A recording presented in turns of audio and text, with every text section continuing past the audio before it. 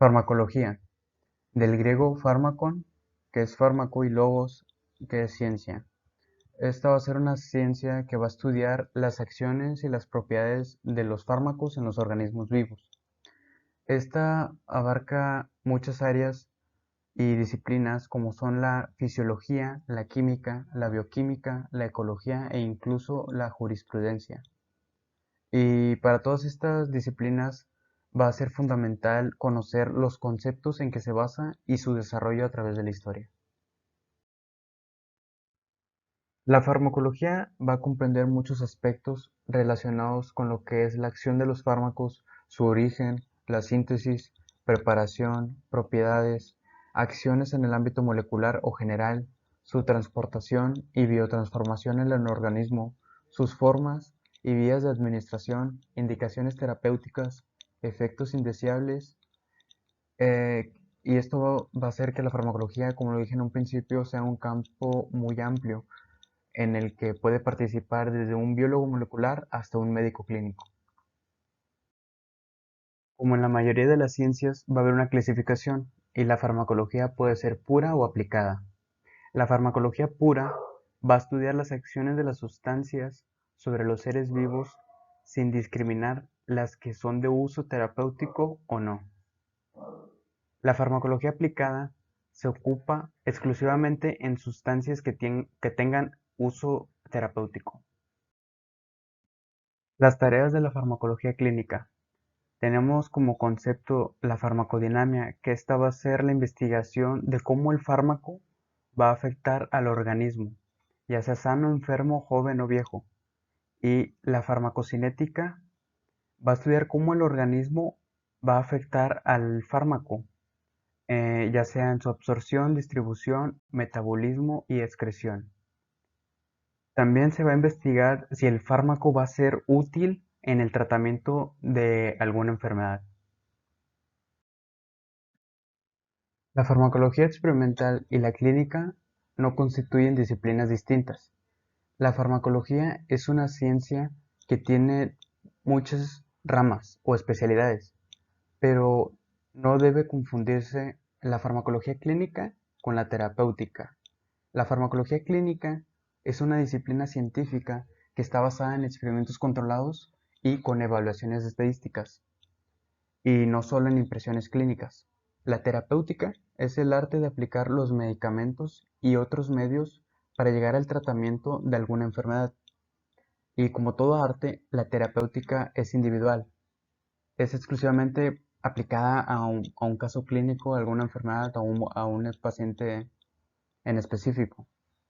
Y se basa en la farmacología, que como ciencia es de aplicación general. Las ramas de la farmacología. Como ya había mencionado antes, la farmacocinética va a ser el estudio de los procesos físico-químicos que sufre un fármaco cuando se administra a un organismo. Y estos procesos son la liberación, la absorción, la distribución, la metabolización y la excreción o eliminación. Y también, como había mencionado antes, la farmacodinamia va a ser la ciencia que estudia el mecanismo de acción de los fármacos. Es decir, va a estudiar cómo los procesos bioquímicos y fisiológicos dentro del organismo se van a ver afectados por la presencia de un fármaco. La biofarmacia es el estudio de la biodisponibilidad de los fármacos. La farmacognosia es el estudio de las plantas medicinales y drogas que de ellas se derivan. La química farmacéutica. Esta va a estudiar a los fármacos desde un punto de vista químico, lo que va a comprender el descubrimiento, el diseño, la identificación y preparación de compuestos biológicamente activos, la interpretación de su modo de interacción a nivel molecular, la construcción de su relación estructura-actividad y el estudio de su metabolismo. La farmacia galénica o farmacotecnia va a ser una rama recomendada a la formulación de fármacos como medicamentos. Y la posología es el estudio de la dosificación de los fármacos. La toxicología es el estudio de los efectos nocivos o tóxicos de los fármacos. En esta rama se llega a ver lo que es la intoxicación y su tratamiento. En la farmacología clínica, como ya mencionamos antes, va a evaluar la eficacia y la seguridad de la terapéutica por fármacos. La farmacovigilancia va a ser una disciplina que permita la vigilancia post-comercialización de los medicamentos a fin de detectar, prevenir y notificar de alguna reacción adversa en algunos pacientes.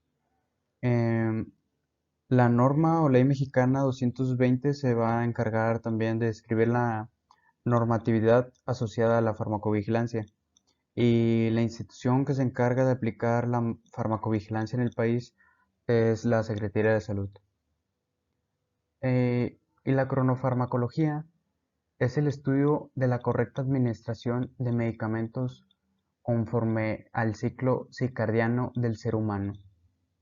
Y entendemos que al decir ciclo circadiano, se va a referir al ritmo biológico que transcurre en un periodo aproximado de 24 horas. Y esto va a ser con el fin de maximizar la eficacia y disminuir los efectos colaterales. Algunos de los fármacos que utilizamos serían las penicilinas, que en estas van a estar la amoxicilina y la amoxicilina con ácido clavulánico. En la primera, su dosis va a ser 500 miligramos cada 8 horas por 7 días. Y en la amoxicilina con ácido clavulánico va a ser 500 sobre 125 miligramos cada 8 horas por 7 días. Y en otra sería 875 sobre 125 miligramos cada 12 horas por 7 días. Y estas dos van a inhibir la síntesis de la pared celular y su acción farmacológica va a ser bactericida. También tenemos las cefalosporinas, que estas vamos a tener tres tipos, que es la cefalexina, cefaclor y la cefatriaxona, que en la primera su dosis va a ser 250 miligramos cada 6 horas por 7 días. En la segunda van a ser 200 miligramos cada 8 horas por 7 días. Y en la tercera va a ser 1 gramo cada 24 horas por 3 días. Su mecanismo de acción va a ser inhibir la síntesis de la pared celular igual y su acción farmacológica va a ser bactericida. Por otro lado tenemos los macrólidos, que estos vamos a tener dos, que serían el eritromicina y la acitromicina. La primera van a ser 200 miligramos cada 6 horas por 7 días y en la segunda va a ser 500 miligramos cada 24 horas por 3 días.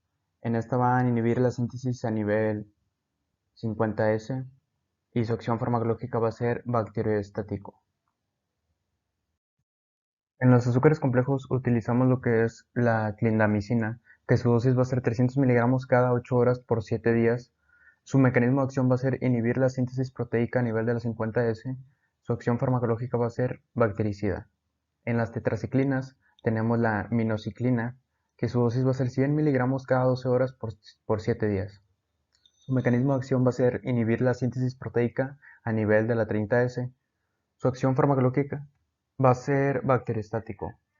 En las quinolas, los medicamentos que más utilizamos serían dos, que es la ciprofloxacina y la levofloxacina, que la dosis de la primera va a ser 250 miligramos cada 12 horas por 7 días y en la segunda va a ser 700 miligramos cada 24 horas por 7 días. En estas van a inhibir la síntesis de ADN y su acción farmacológica va a ser bactericida. Tenemos lo que es la metronidazol, que en este va a ser una combinación con la amoxicilina y su dosis va a ser 500 sobre 500 miligramos cada 12 horas por 7 días. Esto va a inhibir la síntesis de ADN. La acción farmacológica del metronidazol va a ser antiprotozoico y de la amoxicilina es bactericida. En los antivirales que se van a utilizar principalmente para combatir contra el virus del herpes zóster tipo 1 es el medicamento aciclovir, que su dosis va a ser 200 miligramos cada 6 horas por 7 días. Su mecanismo de acción es inhibir la síntesis y replicación del ADN viral. Su acción farmacológica es viricida. En los antimicóticos van a ser principalmente usados para combatir con la candidiasis y tenemos lo que es el ketoconazol, el miconazol y la nistatina. En la primera van a ser 200 miligramos cada 24 horas, en la segunda van a ser 24 miligramos cada 6 horas y en la última van a ser 100.000 unidades sobre 24 mililitros sobre 1 mililitro cada 6 horas. Van a inhibir la síntesis de ergosterol y son antifúngicos. La polifarmacia. Tenemos como concepto que es el consumo de 3 fármacos o más de manera simultánea por parte del paciente de múltiples medicamentos distintos. La polifarmacia en el adulto mayor.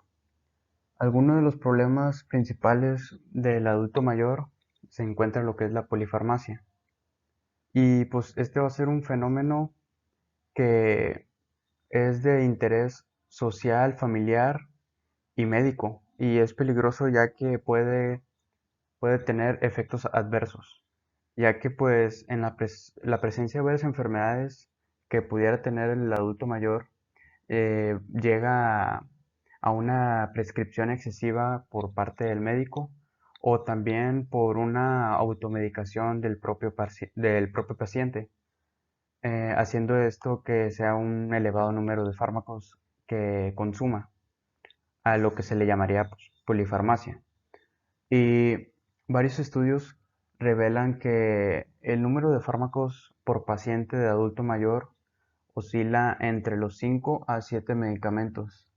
Y esto se podría llegar a reducir simplemente con medidas de educación sanitaria.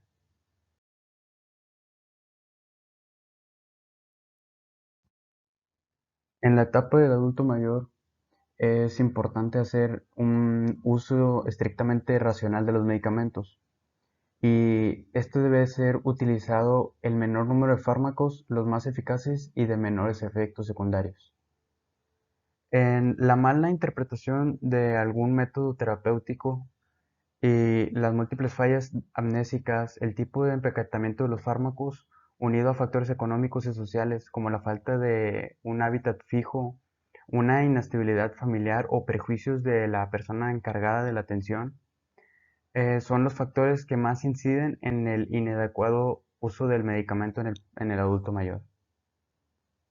Eh, Hay una lista que está muy establecida y conocida por los geriatras de patologías que son causa frecuente de consulta y son producidas por medicamentos como la confusión, trastornos extrapiramidales, hídrica y urinarias, caídas, hipoglucemias, etc.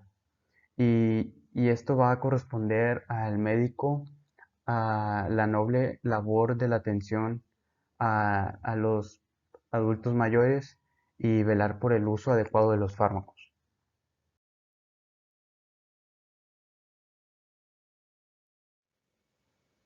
El envejecimiento es una de las pocas características que nos va a unificar y nos va a definir a todos los seres humanos.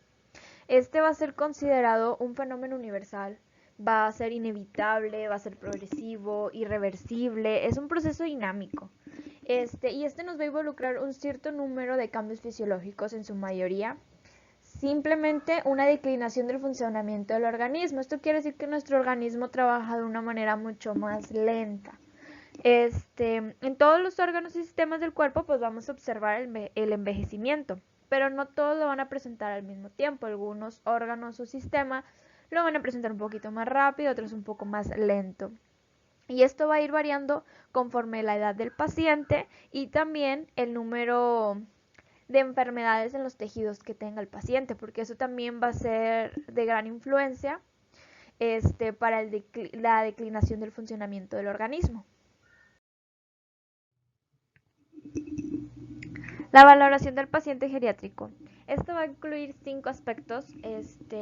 Vamos a encontrar la salud física, la salud mental, también el nivel socioeconómico, las circunstancias del ambiente y el estado funcional de nuestro paciente. Vamos a tener que la salud física y el estado mental o la salud mental de nuestro paciente van a estar estrechamente unidas, puesto que la salud física pues es el bienestar del cuerpo, que nuestro organismo funcione de una manera óptima, que en general las condiciones de nuestro paciente estén en buen estado. y tiene que ser un estado físico, mental y emocional. El estado físico, que el paciente pueda realizar sus actividades cotidianas sin ningún problema. Mental, que nuestro paciente en términos generales esté en un estado de equilibrio con él mismo y con su entorno sociocultural. Y emocionalmente, que nuestro paciente esté feliz, que esté contento, que tenga ganas de salir adelante, que no esté deprimido ni esté triste. Y esto nos va a dar una salud física.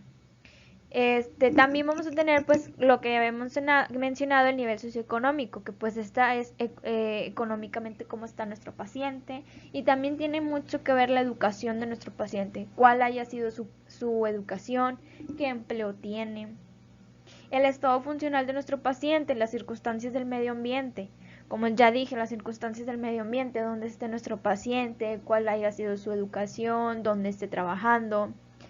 El estado funcional, que nuestro paciente pueda realizar múltiples tareas, y también está relacionado con su estado físico y mental y emocional, y cómo se rodea con las personas, con su entorno. Uno de los cambios que vamos a ver a nivel en cavidad oral, pues el más frecuente o el que más se ve reflejado es el de la masticación, ya que el adulto mayor a veces está completamente desdentado, le faltan muchas piezas dentales como para poder tener la habilidad adecuada para la deglución y triturar los alimentos, en comparación de un individuo más joven que puede triturar de una manera adecuada los alimentos y hacer que las partículas pues sean de menor tamaño.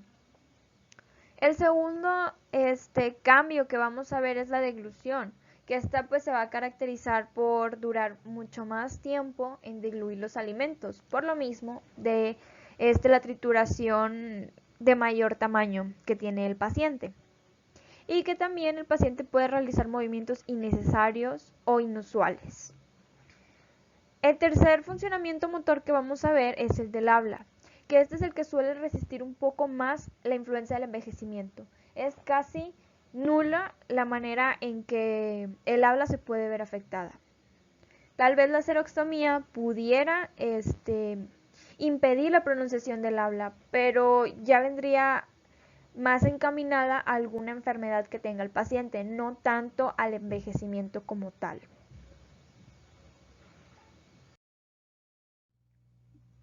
Alteraciones a causa del envejecimiento. Pues vamos a tener que los primeros signos del envejecimiento del aparato digestivo normalmente los vamos a ver en cavidad bucal. Y pues es importante indicar que algunos cambios pues van a estar relacionados con la edad, con la naturaleza. Como el desgaste del diente, como que se oscurezcan un poquito, se pongan más amarillitos los dientes. Pero pues va a haber otros que son el resultado de tal vez alguna enfermedad, como una periodontitis o un medicamento, como tal vez una hiperplasia gingival, la xerostomía, la cialorrea, que pueden ser causadas pues por un medicamento que esté tomando el paciente. Empezaremos con la lengua. A nivel de la lengua vamos a poder encontrar que hay una reducción del epitelio, que se van a ver atrofiadas las papilas. Las más afectadas van a ser las filiformes, que son las que están a nivel medio a los lados o a los costados de la lengua. También vamos a tener que las papilas calciformes van a estar reducidas. El agrandamiento varicioso nodular de las venas también va a estar presente, y normalmente se va a ver en la superficie ventral de la lengua. Se va a producir con frecuencia también una hipertrofia, que este es el agrandamiento de la lengua. Esto va a ser ocasionado generalmente por el desdentamiento del paciente. Esto también es el resultado de la transferencia de parte de la función masticatoria y fonética de la lengua. La presencia también de fisuras puede ser un acontecimiento frecuente, y pues también está relacionado este último a pues enfermedades sistémicas. La saliva. La disminución del flujo salival no se reduce hasta aproximadamente los 60 años de edad. En las mujeres vamos a ver la reducción después de la menopausia. La disminución del flujo de saliva pues va a afectarnos la fonética y va a ser más difícil la deglución de pues las porciones de los alimentos. Para algunos investigadores esto puede ser producto de envejecimiento o por medicamentos. Hay autores que describen la existencia de cambios morfológicos a nivel glandular, cuyo tejido se ve reemplazado por tejido adiposo o conectivo. Sabemos que nosotros disponemos de 3 glándulas mayores, la parótida, la submandibular y la sublingual, donde tenemos que la parótida es la más grande y la submandibular es la que produce más saliva. También tenemos más glándulas de menor tamaño que se ubican a nivel labial, palatino y bucal. Y la producción de saliva es indispensable para todos, pues esta tiene un funcionamiento en la cavidad bucal y pues entre sus funciones van a destacar que protege nuestro esmalte, va a coayudar a la remineralización, lubrica la cavidad bucal, regula el pH porque sabemos que si tenemos un pH muy ácido, esto nos provoca caries. También si tenemos el pH muy básico, nos puede producir cálculos dentarios o sarro, conocido como sarro. Entonces tenemos que en conclusión, sí se puede ver que la saliva se reduzca con la edad, pero esto es escaso o casi insignificante clínicamente. Por lo que un paciente presente xerostomía o síntomas de xerostomía es más llevado de la mano porque el paciente tome algún tipo de medicamento o tenga alguna enfermedad más que por el envejecimiento. Tenemos que valorar su estado general oral y farmacológico para poder diagnosticar la causa de la hipofusión salival. Otro cambio que vamos a tener es el de los dientes. Este puede cambiar su tamaño, su posición, su forma y el color. Esto es modificado por los propios tejidos y por acción del medio bucal en el que se encuentra el diente. También puede ser debido por la dieta, los hábitos del paciente, la posición en la que se presentan los dientes, lo que puede llevar a una pérdida en numerosas ocasiones de la dimensión vertical. Y pues esto nos va a dar una protusión mandibular. Los túbulos dentinarios se mineralizan. En la pulpa es afectada la calidad de los vasos sanguíneos y pues esto nos va a disminuir el flujo sanguíneo y también la sensibilidad del diente. Y pues todo esto es por un proceso de envejecimiento. Va a disminuir también su volumen y su tamaño. El depósito de cemento se continúa formando toda la vida, pero es menor en la unión amelodentinaria y es mayor en la porción apical. Esto nos puede dar mayor susceptibilidad a las lesiones cariosas, ya que está más expuesta la unión amelodentinaria. La mucosa bucal. Este es un tejido de revestimiento y nos va a brindar protección a la cavidad bucal. Esta cubre carrillos, encía, lengua y paladar, al menos de que haya un padecimiento que la afecte. Normalmente es de color rosado o rojizo, dependiendo de su ubicación. Sus funciones son múltiples, entre ellas tenemos que pues nos puede ayudar a la identificación del sabor de los alimentos y los líquidos que pasan por la cavidad bucal. También es responsable de la absorción de medicamentos y otras sustancias. Conserva la hidratación del aire inspirado y regula su temperatura. La protección que ofrece la mucosa a la cavidad bucal es de dos tipos. La física, como revestimiento, e inmunológica, a través de la producción de saliva, que es rica en quimiotácticos y pues nos va a ayudar con sus enzimas, como la amilasa, para formar el bolo alimenticio. En los adultos mayores vamos a tener que esta mucosa se va a ver un poco más pálida por su disminución de capilares submucosos. Se encuentra delgada y frágil debido a un tejido conectivo deficiente, por lo que tiende a ser un poco más fácil de lesionarse.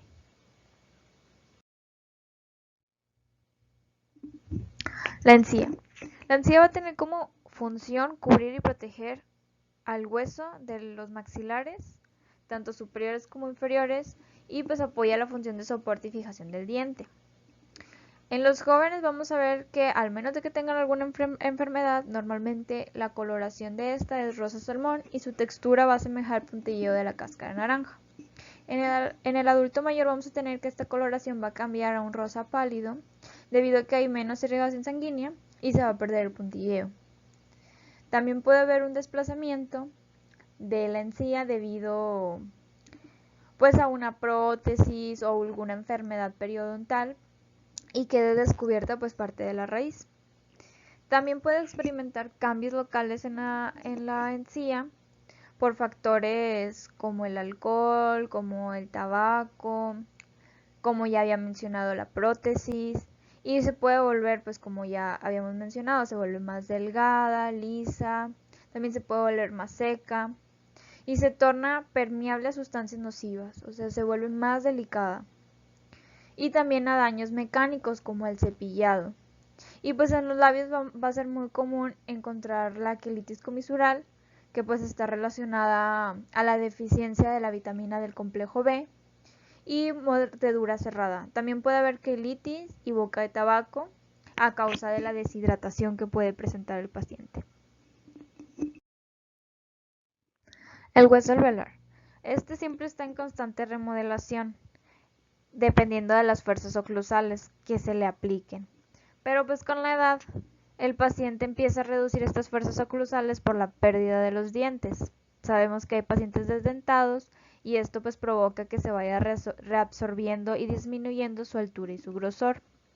También podemos encontrar que va a haber un adelgazamiento de la cortical y un incremento de la porosidad, y esto pues puede producir una esclerosis ósea, que pues esto nos va a traer como consecuencia una mayor mineralización de la estructura, y pues con esto también tenemos un incremento de la dureza, y esto es más propenso a una fractura, ya que no hay ni dureza ni elasticidad.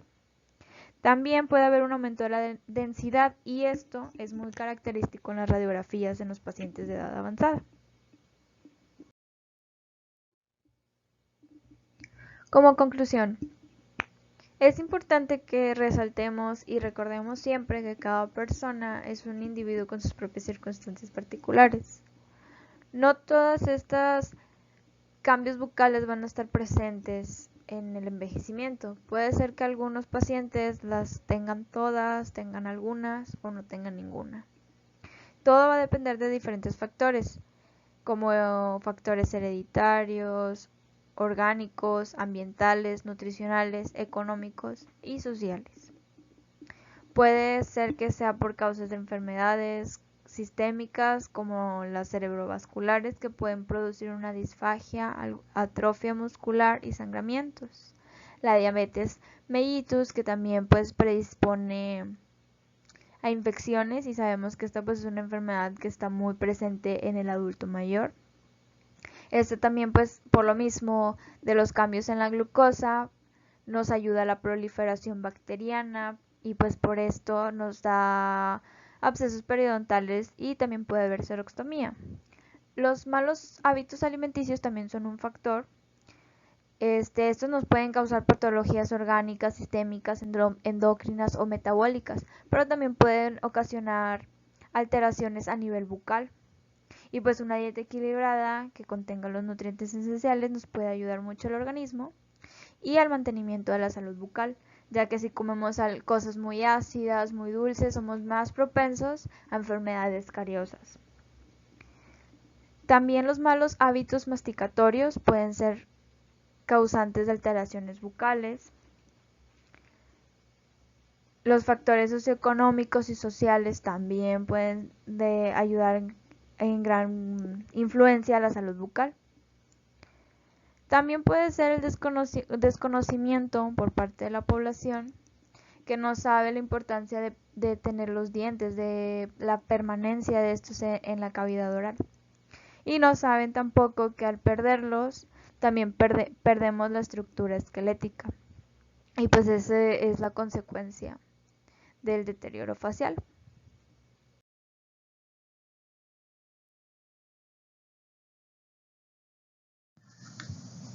Bueno, las lesiones bucales. Específicamente, estas se definen como lesiones de la mucosa oral con signos clínicos, obviamente.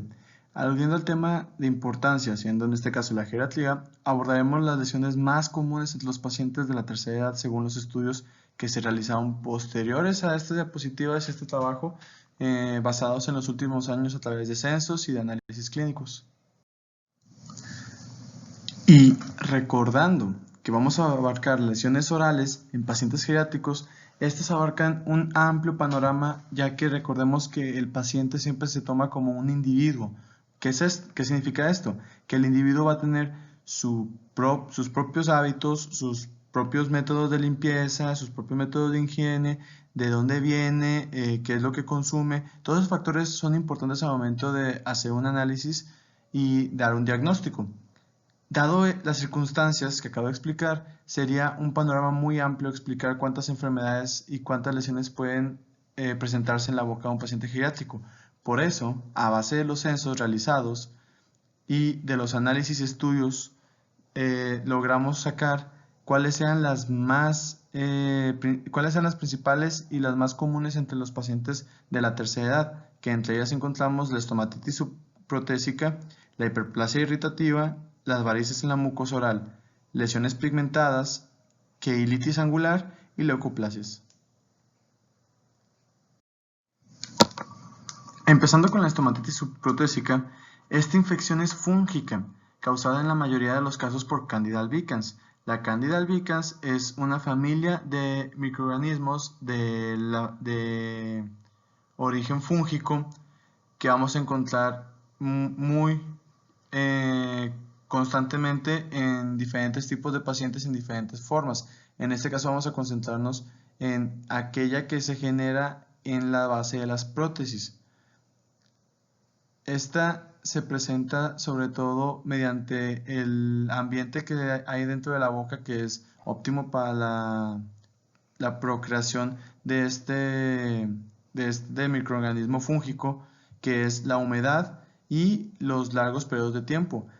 Pero esta estomatitis subprotésica, su etiología principal es el mal cuidado y la mala higiene oral que tiene el paciente, debido a que son pacientes que usan prótesis, como su nombre lo dice. Así que dichos pacientes no tienden a tener una buena limpieza o higiene de esta, o usarla por periodos largos de tiempo, o no quitárselas inclusive, y esto es lo que ocasiona que el hongo vaya esparciéndose, vaya creciendo, y es lo que generan esas lesiones rojizas que encontramos en el paladar. Ahora pasando con la hiperplasia irritativa, esta se presenta como una lesión de la mucosa oral, secundaria a una mala posición dentaria. Es también causada por muchas ocasiones por un mal hábito de succión de la mucosa en el borde de la mucosa, asociado a las prótesis más mal adaptadas, como hemos hablado anteriormente. Recordemos que el término hiperplasia siempre se va a referir a un aumento de volumen en el tejido producido por el incremento en el número de las células. Por lo general corresponden a un grupo de lesiones producidas como una respuesta exagerada de la mucosa bucal frente a irritantes crónicos y de baja intensidad. Aquí el factor importante a considerar es que son aumentos de volumen basados en respuestas exageradas frente a irritantes crónicos. Quiere decir esto que fue a base de un tiempo bastante prolongado y de baja intensidad, o sea que fue constante y con pequeñas punzadas, pequeñas de baja intensidad, vaya, como dice su nombre. Las varices en la mucosa oral. Las varices orales se presentan como manchas azules moradas, como vemos en la fotografía de la diapositiva, que usualmente son asintomáticas. Los lugares más comunes donde se ven afectados son las venas raninas linguales o vasos de la superficie ventral de la lengua y el piso de boca. Pero por otro lado, los labios y la mucosa bucal son lugares menos frecuentes. Donde encontraremos más esta lesión va a ser en la parte ventral de la lengua. Continuando, tenemos las lesiones pigmentadas, que esta es una gran variedad de lesiones o condiciones que producen un cambio de coloración o discromía de la mucosa oral, entre las que se encuentran las pigmentaciones que pueden ser de tipo exógeno o endógeno, y lesiones tumorales. Las exógenas van a ser pigmentaciones que son producidas por estimulantes externos del organismo. Las endógenas, como su nombre lo dice, endo, van a ser lesiones que son provocadas por lesiones o circunstancias que ocurren dentro del organismo, y las lesiones tumorales, que son lesiones por lo general cancerígenas y neoplásicas. Las pigmentaciones endógenas incluyen la melanina, hemoglobina, hemosiderina, caroteno, mientras que las pigmentaciones exógenas, que son las externas del organismo, pueden ser provocadas por ya sea tatuajes, intoxicación por metales pesados y tinciones, que esto se presenta comúnmente cuando los pacientes tienen restauraciones de metal como amalgamas o inclusive coronas metal porcelana, inclusive metal puro o algún gancho protésico que tenga el paciente. Procediendo con la queilitis angular, vamos a ver que es una inflamación de pequeñas grietas en una comisura de la boca o puede ser en ambas. La acumulación de la saliva en esas comisuras de la boca puede favorecer la aparición de microorganismos que son los que causan la queilitis angular. Los factores de riesgo son el uso de dentaduras postizas o de máscaras para el trabajo, como actualmente tenemos la pandemia. En los niños, el uso de chupetes puede ser un factor de riesgo, pero en este caso nos estamos concentrando en pacientes geriátricos. Entre los síntomas que vamos a encontrar en estos pacientes van a ser las llagas dolorosas, labios secos y sensación de ardor en boca. El tratamiento incluye, obviamente, como es una lesión de piel, por decirlo de una forma, son ungüentos tópicos o medicamentos como antibióticos y antimicóticos. Y por último, tenemos el grupo de las leucoplasias, que etimológicamente, como se dice su nombre, son lesiones como manchas o placas blancas que aparecen a nivel de la mejilla, en el borde lateral o inferior de la lengua, en el piso de boca o en múltiples ubicaciones. El término es muy ambiguo, ya que una leucoplasia, como su nombre lo dice, nada más va a ser una especie de mancha o una aparición de algún organismo dentro del organismo de color blanco. Dicha mancha y dicha ambigüedad en la palabra es la que también ocasiona que haya un amplio margen de diferentes patologías que pueden ser las causantes de esas manchas, ya sean simplemente pigmentaciones, pueden ser también de aspecto similar a los carcinomas, por lo que también se pueden confundir por lesiones cancerígenas. En dichos casos es más recomendable mandar a cortes biológicos, cortes de dicha lesión a laboratorios para estar 100% seguro de qué se trata esa lesión y saber tratarla y abordarla con mayor precisión.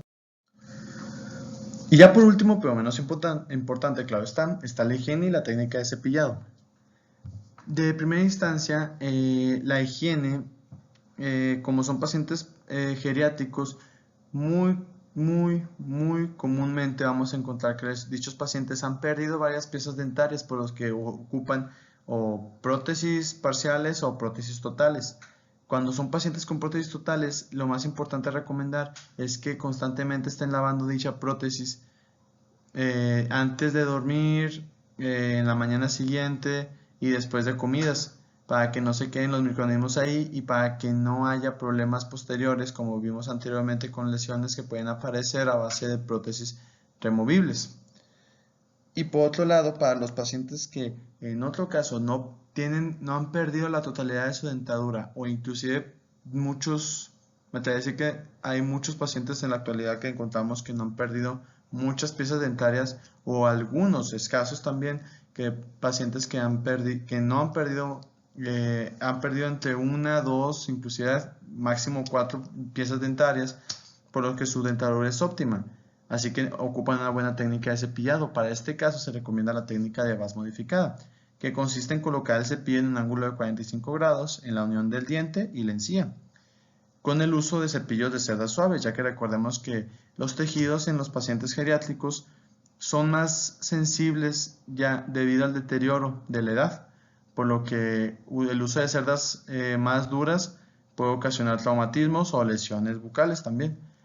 Esta técnica consiste más que nada en el concepto de barrido y de cepillado para quitar todo indicio de factores externos como comida, mugre y placa dentobacteriana que esté adherido al diente, ya sea por sus caras palatinas o, o vestibulares, así como entre la unión de la encía y del diente.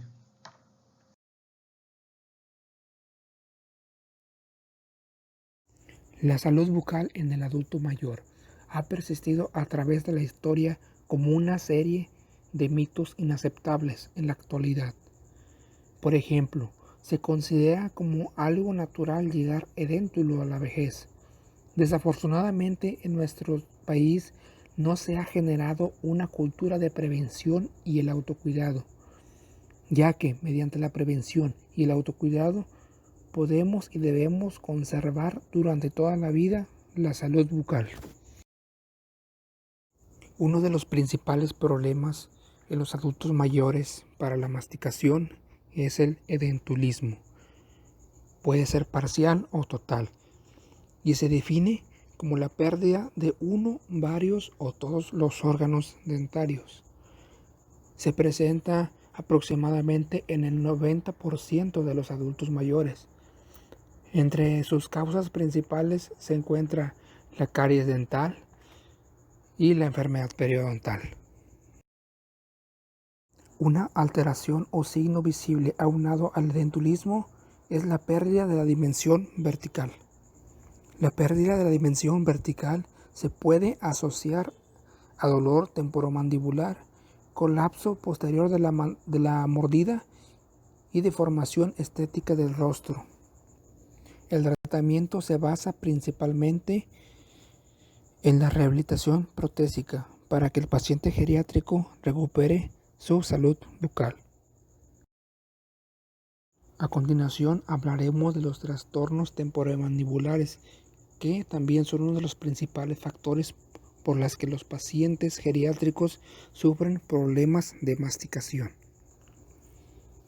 Los problemas más frecuentes en los trastornos temporomandibulares son los desórdenes funcionales de los músculos de la masticación, con los principales síntomas de dolor y disfunción. La disfunción clínicamente se manifiesta por la disminución de la amplitud de los movimientos mandibulares y el dolor se presenta al realizar la función como el de masticar y el de hablar. En un estudio observacional y transversal que se realizó en 37 pacientes geriátricos de entre 60 y 80 años de edad, se observó que los síntomas y signos principales que se presentaban eran dolor, ruidos articulares, bloqueos, limitación funcional de la apertura mandibular, desgaste dental, pérdida de dientes, y en el 81% de ellos presentó un colapso posterior de la mordida.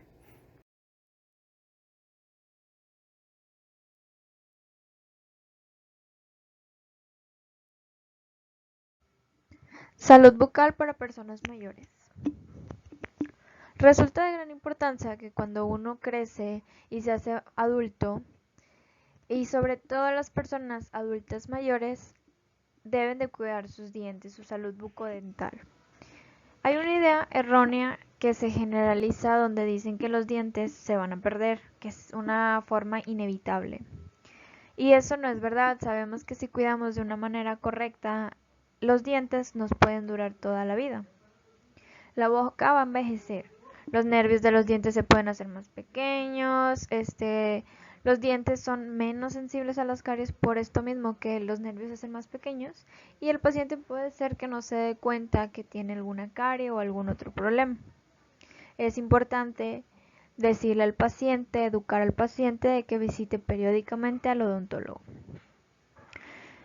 Para crear una diferencia y dejar que la boca de nuestro paciente sea sana, nosotros debemos de preservar y mejorar su salud. ¿Y cómo vamos a lograr esto? ¿Cómo mantenemos la buena salud en nuestro paciente de la tercera edad? Bueno, pues diciéndole que él tiene que tener un cuidado doméstico adecuado, ir a revisiones dentales periódicas y que los dientes pueden durarle toda la vida, independientemente de su edad. Que mantenga sus dientes y encías saludables, y esto lo va a lograr cepillándose por lo menos 3 veces al día con un cepillo de dientes de cerdas suaves. También si tiene problemas de articulaciones o alguna otra enfermedad, puede apoyarse utilizando un cepillo de dientes eléctrico.